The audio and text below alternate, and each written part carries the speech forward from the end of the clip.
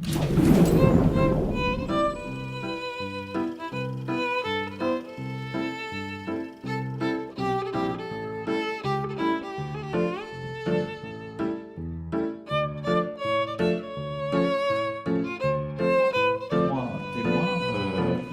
Cadière, vous avez réalisé un film qui s'appelle Ma cité, mon village, qui est dans un contexte purement régional, celui-là, même propre à la métropole lilloise.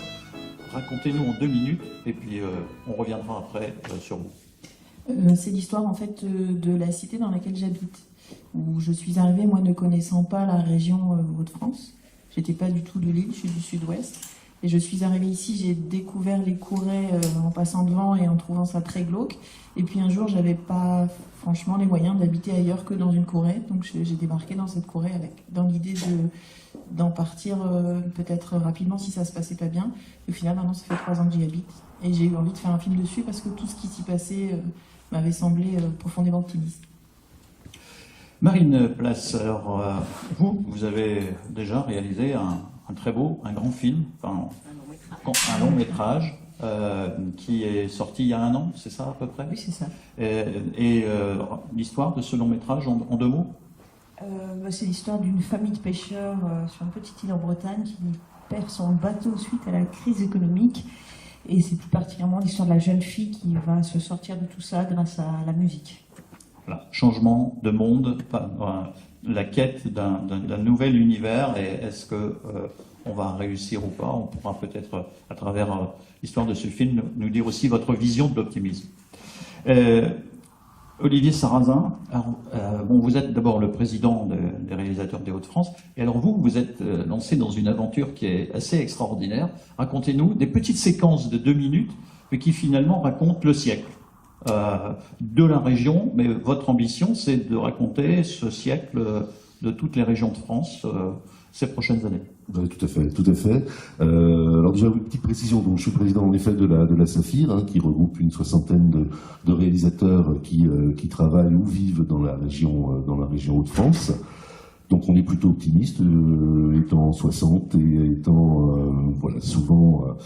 souvent suivi par la région, suivi par les chaînes de télévision, qu'elles soient locales ou nationales. Là justement, ce dont j'ai envie de vous parler aujourd'hui, c'est de cette série qui est destinée donc à la télévision, mais qui au départ est constituée en fait le matériau, ce sont des archives de films amateurs des années 40, 50, 60, quand on filmait encore en pellicule, soit la communion du gamin, soit un repas de famille, soit carrément des événements qui se passaient dans la petite ville où on vivait, je sais pas, des défilés, une course cycliste, etc., etc. Et donc à partir de ce matériau, qui est souvent un matériau muet, mais très émouvant, on s'est amusé à raconter des histoires. Donc des histoires qui durent 2 minutes à chaque fois, et qui sont en fait un reflet en effet de la société française de ces années-là. Alors ça va des années 30 jusqu'aux années 70 à peu près. On brosse un portrait des 30 Glorieuses qui est pas forcément comment dire, nostalgique ni très reluisant. C'est quand même des années qui sont un petit peu terribles quand on les regarde aujourd'hui avec le recul. Et la série essaie justement d'amener comme ça une sorte de parallèle entre ce que l'on vit aujourd'hui, ce à quoi on pense aujourd'hui, et ce que l'on vivait à l'époque. Et ça, c'est une idée qui vous est venue à partir de cette source, ou c'est quelque chose que vous aviez en tête de raconter la vie des gens d'une région? Alors franchement, c'est une rencontre. Franchement, c'est une rencontre qui a été d'ailleurs suscitée par Mme Malika Palmer, qui dirige Pictanovo, qui avait rencontré François Raboteau, qui est le président de Archipop, qui est une association qui depuis une quinzaine d'années, récupère comme ça des films amateurs. Alors souvent, ce sont des gens qui retrouvent des bobines dans leur grenier, parce que c'est le grand-père qui avait une caméra et qui avait filmé des choses, ou même parfois sur des brocantes. Et tous ces films sont, documentés. C'est-à-dire qu'on sait qui les a filmés la plupart du temps. On a exactement l'époque où ça s'est fait, ce que ça représente. Et c'est un réservoir d'histoire qui est assez incroyable et très très émouvant. Et donc voilà, Malika m'a présenté François qui avait ça d'un côté. Moi, j'ai déjà réalisé des séries courtes comme ça pour la télévision et écrit pour du documentaire et de la fiction. Et donc l'idée est venue en effet de se mettre ensemble là-dessus avec Real Production qui est le producteur de tout ça et de mettre en place cette collection. Ça veut dire que dans la région, aujourd'hui, il existe la structure, le vivier, pour pouvoir, à partir d'une idée, pouvoir réaliser un projet dans le cinéma. Oui, tout à fait. Par rapport à la série, là. Oui, non, alors, en tant que président, mais aussi ce qui est en train de se passer dans les Hauts-de-France, parce qu'on voit de plus en plus de films venir être tournés dans la région, des réalisateurs de la région aussi, devenir de grands réalisateurs. À Cannes, très régulièrement, on voit bien la présence des Hauts-de-France. Donc, pour vous, le cinéma est une piste d'optimisme dans cette région? Ouais, je pense que c'est une piste, en tout cas, en tout cas, les moyens sont là. Les moyens sont là. La région, depuis des années, a fait énormément d'efforts autour de cette agence qui avant s'appelait le CRAV, aujourd'hui s'appelle Picta Nouveau, pour permettre en effet, à des réalisateurs, soit qui sont à l'extérieur de la région, de venir tourner ici. On a des décors fabuleux, on a des techniciens qui sont très compétents, des producteurs aussi, et ou soit des réalisateurs comme nous. Enfin, c'est un peu comme Isabelle. Je suis arrivé à Lille par hasard il y a quelques années, mais je venais du Sud-Est, et puis bon, contre toute attente, je me suis installé ici dans le Nord, et j'y ai fait mon métier depuis une vingtaine d'années, quoi. Donc non, en effet, je pense qu'il y a des raisons d'être optimiste. Je pense aussi, ça c'est un petit peu autre chose, mais que en tant que réalisateur, on est obligé d'être optimiste quelque part, parce que monter ces projets de films, ou de séries, ou de documentaires ou autres, ça nécessite énormément de courage, énormément d'obstination. Donc il faut y croire, il faut avoir ça chevillé au corps, et ça nous permet quand même tous d'en vivre, et voilà. Et surtout, c'est important d'en vivre, mais ce qui est important aussi, c'est de rencontrer un public et de pouvoir, en effet, faire passer un message, faire passer quelque chose, une émotion auprès des gens qui viennent voir nos films. Isabelle, alors, racontez-nous, vous, comment vous avez fait, parce que formation sur le cinéma, zéro. Donc vous arrivez à Roubaix, vous n'êtes pas de la région, vous adorez ce contexte-là, de cette courée, et un jour vous dites, voilà, je vais raconter la vie des gens autour de moi. Alors, c'est pas du tout mon premier film, je précise. Ça fait 15 ans que je réalise maintenant. Effectivement, j'ai commencé comme ça. À l'époque, mon tout premier film, c'était sur les enfants sourds. J'avais appris la langue des signes et j'avais très envie de montrer ce que vivaient les enfants sourds en intégration. Donc, dès mon premier film, j'étais très optimiste. Et du coup, j'ai loué une caméra et j'ai acheté un ordinateur juste pour faire un tout premier film. Et donc, un peu en autodidacte, quoi, j'ai beaucoup tâtonné, fait plein d'erreurs. Les 3 premiers films que j'ai fait, plein d'autoproduction comme ça. Et après, en les montrant, j'ai fini par convaincre un producteur. Et donc là, celui-ci, c'est mon 9e documentaire. C'est un peu ça l'optimisme, c'est de dire, finalement j'ai envie, je vais le faire. Je vais être capable de le faire. Je ne sais pas si c'est de l'optimisme, moi j'appelle ça plutôt de l'opiniâtreté. Je suis un petit peu têtue quand même. Et l'optimiste, il est dans le film parce que... Alors je ne sais pas si ça tient à ma personnalité ou si c'est juste vivre avec une idée de film pendant aussi longtemps. Si c'est un film négatif ou pessimiste, c'est dur quand même. Enfin, un des films que j'ai fait, j'ai mis plus de 4 ans à le faire. S'il n'avait pas été optimiste, j'aurais souffert pendant tout ce temps-là. Après, on vit avec les personnages et on nourrit une certaine affection pour les gens qu'on filme. Et du coup, on a envie de les présenter sous un jour qui leur est favorable. Alors après, ça tient peut-être à ma personnalité, à mes envies de film. Je pense qu'il y a des réalisateurs qui sont plus portés sur les films un peu pessimistes, mais pas moi en tout cas. Mais vous avez une empathie pour les gens que vous filmez, les situations que vous filmez, les histoires que vous racontez. Ah oui, complètement. Et vous estimez que ça c'est important? Ça porte le regard, ça apporte un regard différent? Ça, ça c'est peut-être aux spectateurs qu'il faut le demander. En tout cas, moi, c'est comme ça que je prends plaisir à faire ce métier-là. C'est être en contact avec des gens, avoir très envie de porter leurs paroles sur un écran et que les autres entendent ce qu'ils ont à dire. C'est ce qui me plaît dans ce métier-là. Sinon, voilà. Et aujourd'hui, vous, ici, dans cette région, vous trouvez l'environnement, le vivier pour vous accompagner dans vos projets? Dans le documentaire, il y a quand même un très bon environnement que j'ai pas forcément connu ailleurs d'ailleurs. Donc pour le coup, je suis très optimiste de ce point de vue-là.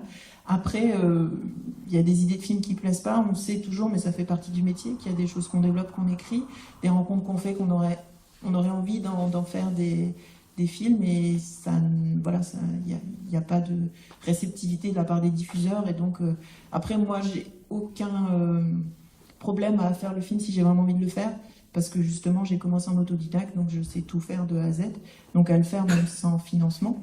Ce qui est dommage quand même, parce que le problème, c'est que quand on fait un film sans financement, il est peu diffusé après. Donc maintenant, avec la maturité, je préfère quand même qu'il y ait une chaîne de télévision intéressée par mon sujet, parce que j'ai envie qu'il y ait des gens qui le voient quand même. Marine, un long métrage, c'est un marathon, c'est pas un sprint. Comment on arrive à mener un projet de long métrage? Est-ce que là, est-ce qu'on passe par ces phases pessimisme, optimisme, pessimisme, optimisme? Comment on gère ça dans la durée? D'abord, on essaye de ne pas faire que ça. Moi, je fais plusieurs films, je fais du documentaire aussi, et d'ailleurs, je rejoins beaucoup le point de vue d'Isabelle là-dessus.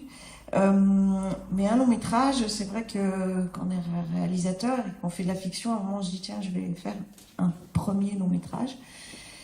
Je pense que si j'ai réfléchi, il a mis 10 ans à se faire. Donc, en effet, c'est un long marathon. En fait, je pense qu'il faut tenir assez à son idée pour jamais la perdre de vue et toujours penser qu'elle va trouver quelqu'un qui va la produire. Isabelle disait, c'est une idée qui vous habite. Exactement. C'est une idée qui vous habite. Il faut qu'elle habite assez fortement. C'est pour ça que je rejoignais ça, c'est qu'il faut quelque chose qui nous habite assez fortement pour que dans le temps, on ait toujours la même passion à la défendre. Voilà. Mais cette histoire-là, donc comment elle a mûri chez vous? C'est des rencontres, c'est des lectures, c'est une situation que vous avez croisée? Alors, je pense qu'elle raconte beaucoup de choses, cette histoire. Et d'ailleurs, elle mêle pessimisme et optimisme. Parce que, d'ailleurs, à la fin du film, des gens trouvent le film pessimiste et d'autres optimistes. C'est un terme qui revient. Moi, ce que j'ai voulu mettre, je travaille beaucoup, en fait, sur, en effet, et dans mes documentaires aussi, sur la société, on va dire, sur des problèmes de société. Et parfois, ils peuvent paraître très compliqués. Et parfois, je suis pessimiste. Mais dans cette fiction et dans le fait de faire des documentaires aussi, d'ailleurs, j'aime bien filmer les gens qui trouvent des solutions, des essais, qui essayent des choses. Et je pense que dans ce long métrage, la jeune fille qui est l'héroïne cherche une autre voie. Vous disiez tout à l'heure, à la fin, les gens se posent la question, certains disent optimiste ou pessimiste. Mais vous, dans votre projet, le projet que vous avez, c'est un projet optimiste. C'est de montrer quelqu'un qui se bat, qui essaye de rebondir. Qui sort la tête de l'eau pour aller vers l'avant. Donc il y a cette démarche optimiste chez vous, au départ, dans ce film. Profondément, oui. C'est aussi votre cas, Isabelle? Quand vous racontez l'histoire de la courée, c'est de quoi? C'est de montrer qu'il y a une dignité, que c'est les gens, ce qui est vécu dans cette courée... Oui, alors une dignité, j'aime pas trop ce mot-là, parce qu'évidemment qu'il y a de la dignité. Mais de montrer que c'est possible de vivre ensemble. Et que vivre ensemble. L'intérêt du film, je pense, et c'est pour ça que le producteur à qui j'avais présenté m'a poussé à le faire, c'est moi qui le raconte. C'est la première fois que je fais un film aussi proche de moi. On voit mes filles dedans. C'est que moi, je l'ai vécu. Donc je suis la preuve vivante que c'est possible, en fait. Voilà. Ça veut dire que pourquoi, pour revenir sur cette idée de l'optimisme, c'est pourquoi vous avez voulu montrer ça?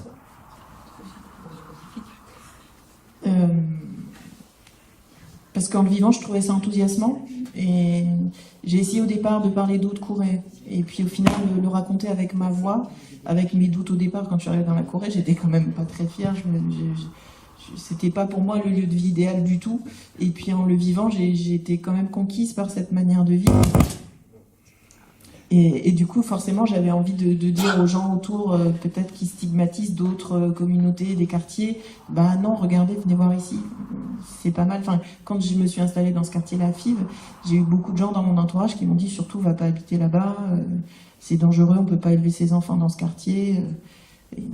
Bon, moi, je suis partie du principe qu'il y avait des enfants déjà qui vivaient, donc c'est qu'on pouvait faire vivre des enfants dans ce quartier-là. Et puis à le vivre, j'ai peut-être eu envie de convaincre les gens qu'il y avait une autre manière de voir les choses et que peut-être c'était intéressant aussi. Comment ont réagi les gens de la Courée? Vous leur avez montré? Ils l'ont Oui, vu, bien sûr. j'imagine. Oui, ils l'ont vu. Et alors, c'est quoi? Ils étaient fiers de se voir? Ouais, ils étaient fiers. Enfin, j'ai eu un petit souci sur un des personnages de la Courée parce qu'il tient des propos racistes dans le film, mais qui sont temporisé parce qu'on le tempéré, pardon, parce qu'on le voit après qui est ami avec un autre voisin qui est algérien et du coup on les voit qui sont amis. Donc en fait il y a on va dire cohabite ce qu'il dit et ce qu'on le voit vivre et qui est pas du tout raciste dans ses propos, oui, très. Et du coup, en voyant le film, il a eu peur que Mohamed soit plus son ami, et donc il s'est un petit peu enfoncé au fur et à mesure dans le film, dans son siège. Il n'a pas très bien vécu.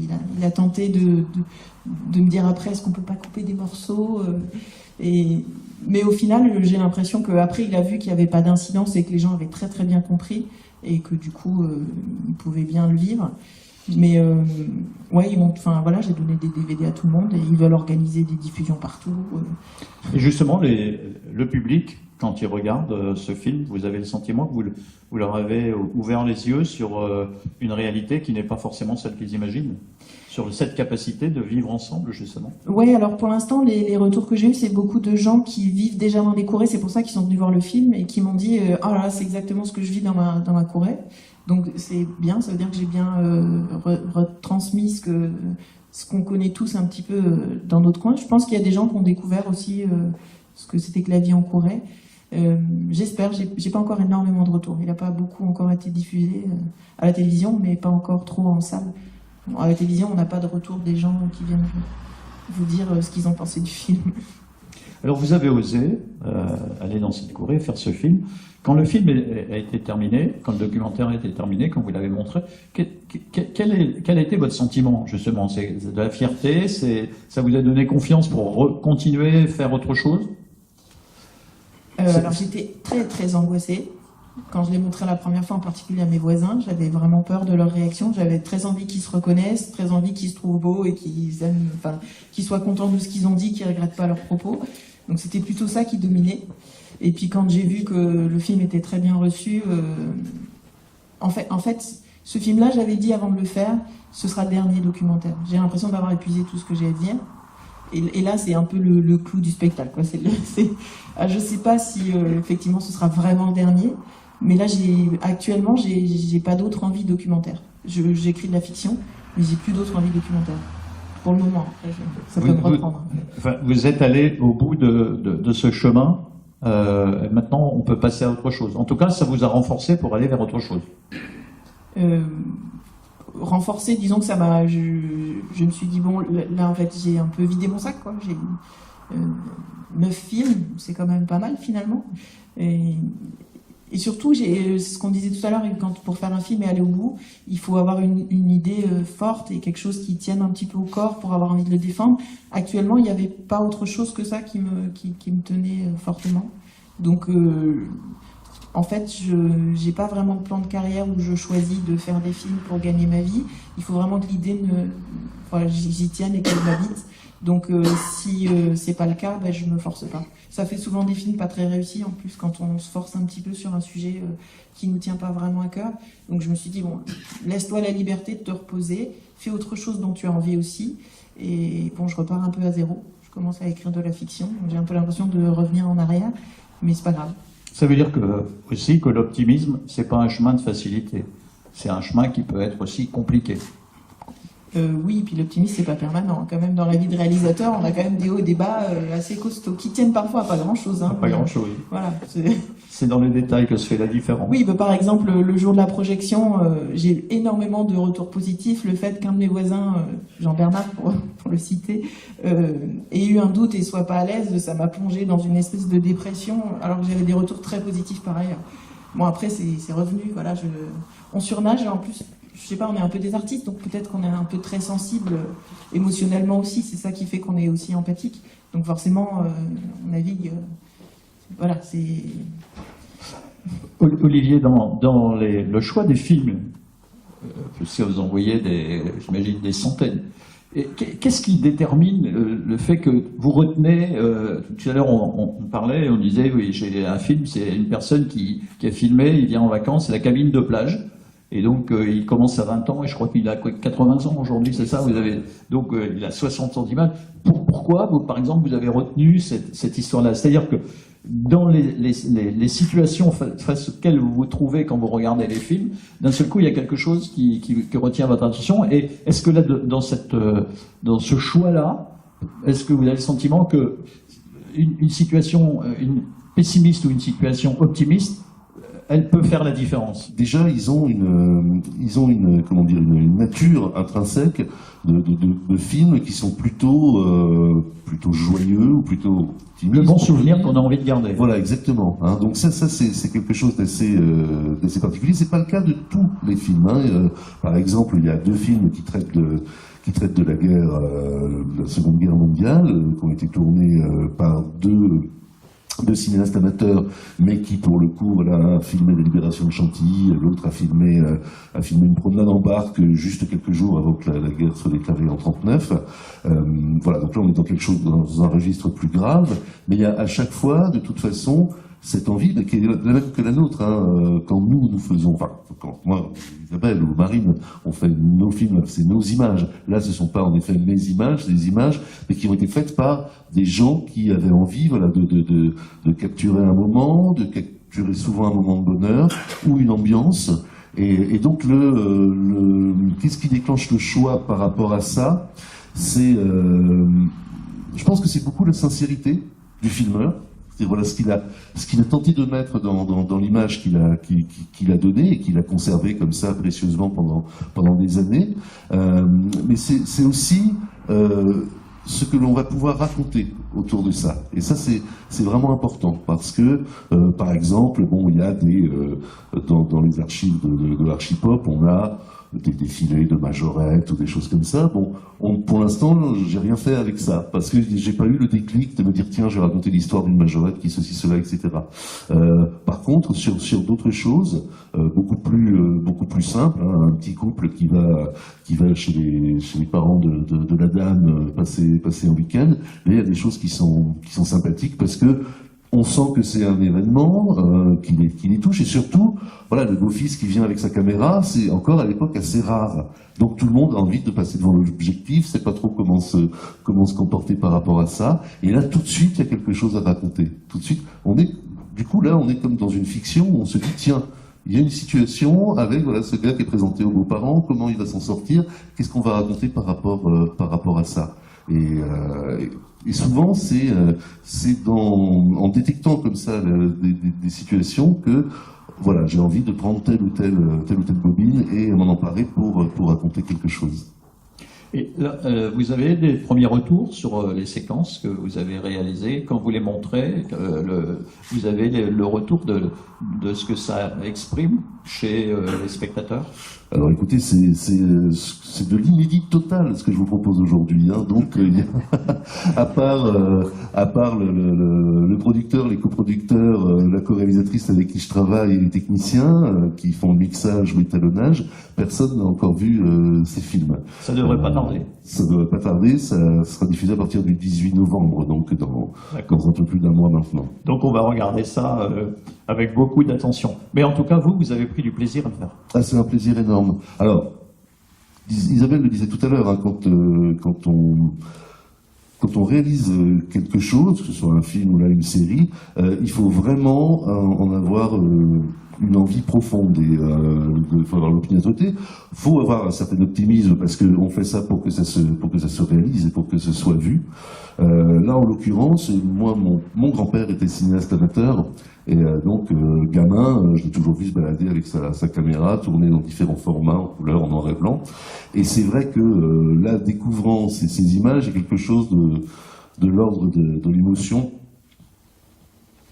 qui est tout de suite passé, quoi. Et j'ai eu envie, voilà, de raconter peut-être un petit peu aussi son envie de film au travers de tous ces autres films-là. Tout à l'heure, on parlait du contexte régional. Vous êtes président de l'association des réalisateurs. Isabelle, je crois que vous êtes aussi dans la structure, vice-présidente, c'est ça? Pas du tout. Pas du tout. Bon, alors c'est une fonction à laquelle vous devez vous préparer. Alors. Ok, d'accord.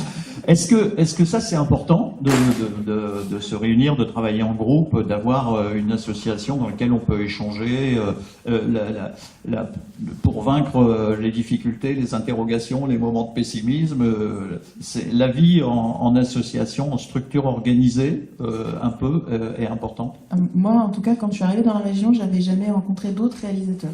Étant un peu autodidacte, j'avais pas eu de contact sauf dans les couloirs d'une chaîne de télé pendant un montage, et en général, on ne discute pas de nos difficultés dans ces cas-là. Et du coup, quand je suis arrivée dans la région, j'ai su qu'il y avait la Saphir, j'ai contacté Olivier, on s'est rencontrés, et me retrouver avec d'autres gens qui avaient les mêmes problèmes que moi, qui avaient les mêmes difficultés, mais aussi les mêmes plaisirs, c'était juste une découverte et un vrai plaisir de savoir que j'étais pas toute seule, en fait. Donc, le président est heureux. Ah oui, moi je suis très heureux, mais en fait on a créé la Saphir il y a 15 ans maintenant. En partant du constat que, en effet, étant réalisateur, on se voit lors des avant-premières, on se voit éventuellement à une réunion, voilà, comme ça, un petit peu par hasard, où on se croise dans la rue, mais on ne sait pas vraiment ce que font les autres, quels films ils font, on ne sait pas forcément comment ils le vivent, et donc finalement c'est un boulot quand même pour quelques jours de tournage. On passe beaucoup de temps, un temps énorme d'écriture, de préparation, de production, où là pour le coup on est souvent très seul. Donc l'idée c'était en effet de se retrouver déjà pour se connaître, pour partager nos différentes manières de travail, partager aussi nos réseaux, avec quels producteurs on aime bien travailler et pourquoi, avec quels diffuseurs, comment ça se passe, etc.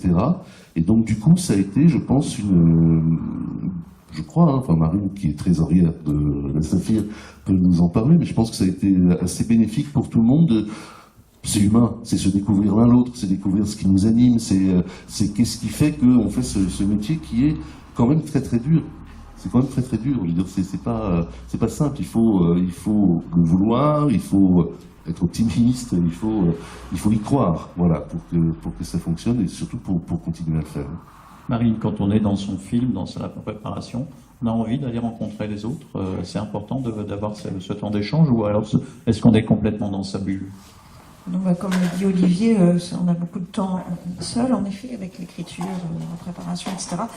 Donc, non, c'est important. Moi, ça fait une paire d'années maintenant que je suis à la Saphir. Et c'est vraiment... Je pense qu'il y a deux choses. C'est l'impression de grandir ensemble et de pouvoir échanger, en effet, comment on avance, ou sur la fiction, sur le documentaire. Ouais, la notion de grandir ensemble. Et aussi la notion de transmission. Parce qu'il y a des jeunes qui arrivent, pas des plus jeunes en tout cas, qui arrivent à la Saphir et qui se posent plein de questions. Et des questions, peut-être à l'époque, on n'avait pas forcément les réponses. Quand on a commencé, et c'est chouette d'avoir de pouvoir discuter tous ensemble. On dit que le pessimisme est de raison et que l'optimisme est de passion. C'est quelque chose que vous, dans ce que vous vivez, dans votre métier, c'est vraiment ça? J'ai trouvé une phrase il n'y a pas longtemps qui dit pessimiste dans la pensée, optimiste dans l'action. C'est un peu la même chose. Et ça correspond à ce que vous vivez? Oui, en tout cas par rapport aux sujets que je brasse, qui sont des sujets de société, il y a parfois de quoi être vraiment pessimiste, mais je crois en l'action. Je crois qu'il faut faire, et il faut faire plein de choses en fait. Il faut faire des choses dans son quartier, il faut faire des choses avec les autres, il faut faire son jardin, il faut faire plein de choses, et faire des films fait partie de tout cet ensemble. Et faire, ça permet de rencontrer. Et je pense que l'énergie de l'optimisme, en tout cas de la vie, elle se trouve là-dedans. Vous dites tout à l'heure, je veux maintenant faire autre chose, parce que vous avez le sentiment que ce que vous avez fait, ce que vous venez de réaliser, d'une certaine manière, vous avez trouvé un accomplissement dans la réalisation de ce projet. Maintenant, on franchit une nouvelle étape. Marine disait, il faut toujours avancer. Aujourd'hui, vous êtes dans ce moment-là. Je suis pas du tout dans un... J'ai pas suffisamment de recul pour dire ça. Je prends en compte mon envie du moment et j'interroge l'intérieur en disant de quoi as-tu envie maintenant. Et il n'y a pas d'envie documentaire, il y a par contre des envies de raconter des histoires avec des gens qui n'existent pas et que j'ai envie d'inventer. Mais j'ai pas franchement ce recul-là. Peut-être quand je serai âgée et que j'arriverai à la retraite, je pourrai avoir un regard sur ma carrière passée. Pour l'instant, non. Est-ce que vous avez le sentiment, au fil des années, des différentes productions que vous avez réalisées, est-ce que vous avez le sentiment que le regard, l'attitude de la société, le comportement dans la société sur cette notion d'optimisme et de pessimisme bouge? Ou est-ce que vous avez le sentiment que la relation entre optimisme et pessimisme reste toujours un peu la même? On est dans un monde aujourd'hui plus pessimiste, plus optimiste? Ça tient à l'individu et aux personnes plus qu'à la société, je pense. Vous n'avez pas un ressenti de la société?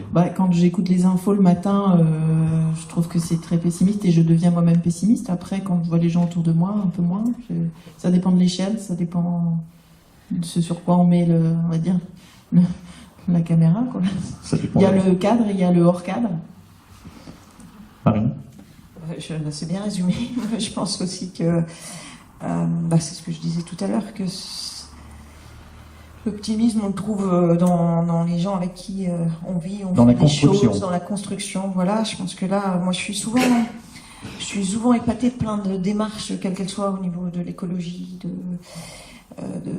l'accueil de réfugiés, par exemple, etc. Plein de choses dont on peut parler de façon très pessimiste et avec raison si on regarde des analyses globales. Mais si on va chercher des démarches personnelles, les gens je suis souvent très épatée par toute cette énergie et j'ai envie d'y croire, quoi. Sinon on vit pas si on n'y croit pas, si on ne croit pas que le monde va survivre. Oui. Oui, je pense qu'on est vraiment, comment dire, à une charnière. On est à un moment dans notre société où il y a deux courants qui passent, qui s'affrontent ou qui s'affrontent pas encore, mais on a vraiment, comme le disait Isabelle, une vision du monde, de la planète qui est assez dramatique et qui est anxiogène, et c'est vrai, avec raison. Et on a à côté de ça la société des hommes qui est de plus en plus solidaire, je pense, qui est de plus en plus à l'écoute de l'autre, qui se révolte de plus en plus contre les puissances de l'argent, contre l'ordre mondial que l'on voudrait économique et pas du tout fraternel et humain. Et donc je pense que il y a une dose d'optimisme, puisque c'est le thème de notre conversation, qui est là, qui est dans les gens, qui est dans ces rencontres, dans ces initiatives qui sont prises un petit peu partout. Et bon, il faut y croire et ça va marcher. Et je pense que nous faisons aussi des films pour délivrer ce genre de message. Marine a présenté dans le cadre du festival un film qui en effet raconte cette histoire de jeunes migrants qui arrivent en France et qui espèrent s'en sortir. Moi, il y a quelques années, j'avais fait un film qui s'appelait Bioattitude sans béatitude, qui parlait à une époque où ça représentait une consommation mais minimale, les produits bio ou autres, et toute la philosophie qui est derrière. C'est un film qui a été sélectionné dans je sais pas combien de festivals. Je dis pas qu'il a fait avancer les choses, mais en tout cas aujourd'hui, la consommation bio et les terres cultivées en bio ont énormément augmenté depuis 10 ans. Donc il y a des choses qui vont dans le bon sens. Bien sûr, c'est pas toujours facile quand on écoute les nouvelles le matin, quand on a l'impression d'un autisme des pouvoirs par rapport à à ces problèmes-là. Mais ce qui est formidable, ce qui fait très chaud au cœur, c'est qu'en effet, les hommes, les femmes sont là et ont envie de se battre, ont envie d'être plus fraternels et plus à l'écoute de l'autre et d'aider. Et ça, c'est formidable. En tout cas, ce qui est important, ce que vous avez montré, enfin ce que montre l'échange depuis tout à l'heure, c'est que vous, en tant que réalisateur, à travers des documentaires, à travers des longs métrages, à travers du remixage d'images, vous montrez cette société qui bouge. Et c'est souvent à travers le cinéma, bon, vous parlez sur le bio, le film comme Demain par exemple, a provoqué énormément de réflexions. Vous êtes aujourd'hui des acteurs de toutes les démarches optimistes face à ce qui pourrait être un pessimisme ambiant. Vous témoignez que l'optimisme reste d'actualité. Voilà, on peut rester sur cette image. Il y avait une question, alors, non? Oui, c'est juste que... On va vous donner un micro, comme ça on entendra, tout le monde pourra l'écouter. Excusez-moi, bonjour. Dans ce que vous dites, vous pouvez reconnaître que c'est une forme d'engagement politique, enfin d'acte profondément politique lié à... Parce que vous entendez les informations le matin et c'est effectivement une forme de lutte, en fait, de filmer ce qui se passe et une autre forme de réalité. Mais moi, je pense que c'est politique, que c'est une politique à l'échelle humaine, mais que c'est s'engager, en tout cas, c'est ce qu'on appelle s'engager. J'ai mis du temps à l'assumer, mais aujourd'hui, je pense. Oui, bah oui, complètement politique. Après, pas au sens politicien du terme, mais politique. C'est une démarche personnelle aussi. Hein. Je me faisais la réflexion tout à l'heure en vous écoutant que je pense que je suis profondément pessimiste et que je lutte en essayant de moi-même regarder et en faisant des films sur des choses positives pour que espérer, c'est une petite graine à chaque film. Je me dis, je plante une petite graine dans le cerveau de mes spectateurs en espérant qu'elle germe et qu'après ils saisiront la petite chose optimiste pour les consoler, je sais pas.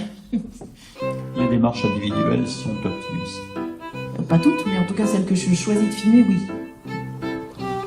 On a répondu à votre question?